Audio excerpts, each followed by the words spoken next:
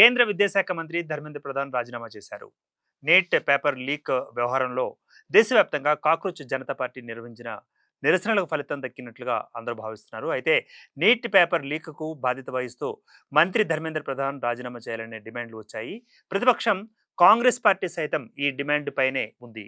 ఇక పార్లమెంటు సమావేశాలు జరుగుతున్న సమయంలో లోక్సభ, రాజ్యసభలో కాంగ్రెస్ తీవ్ర స్థాయిలో నిరసనలు వ్యక్తం చేసింది. ధర్మేంద్ర ప్రధాన్ రాజీనామా చేయాలంటూ దేశవ్యాప్తంగా నిరసనలు మిన్నంటాయి. ఈ క్రమంలోనే జంతర్ మంతర్లో ఆమరణ నిరాహార దీక్ష చేస్తున్న కాక్రోచ్ జనతా పార్టీ ప్రతినిధులతో కేంద్రం చర్చలు జరుపుతుంది. మంత్రి ధర్మేంద్ర ప్రధాన్ రాజీనామా చేసిన తర్వాతే చర్చలకు వస్తామని, దీక్షలు, నిరసనలు విరమిస్తామంటూ వారు స్పష్టం చేశారు.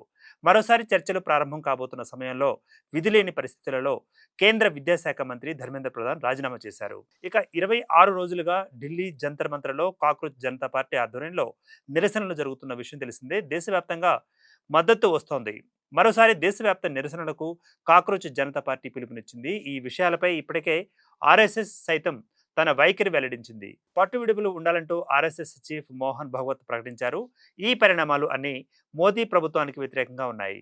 రోజురోజుకు యువత దేశవ్యాప్తంగా ఆందోళనలు ఉధృతం చేస్తుండటంతో కేంద్ర మంత్రి ధర్మేంద్ర ప్రధాన్ ఎట్టకేలకు రాజీనామా చేశారు.